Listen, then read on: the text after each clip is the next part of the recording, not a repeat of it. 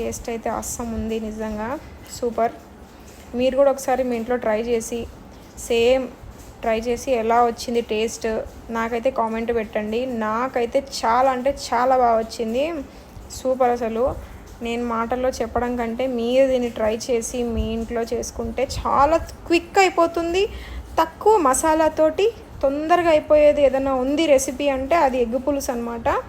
Healthy వస్తుంది, మసాలా తక్కువ ఉంటుంది, టేస్ట్ ఉంటుంది.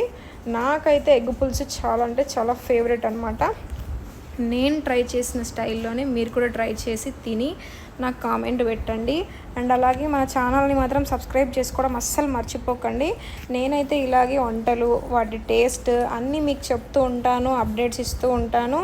కొత్త వంటలు మీకు ఏదైనా రిక్వైర్మెంట్ ఉంటే నాకు చెప్పండి, నేను ఆ వంటకం చేయడానికి ట్రై చేస్తాను అనమాట. సో చూడండి, నేనైతే ఈ ఎగ్ని ఇలా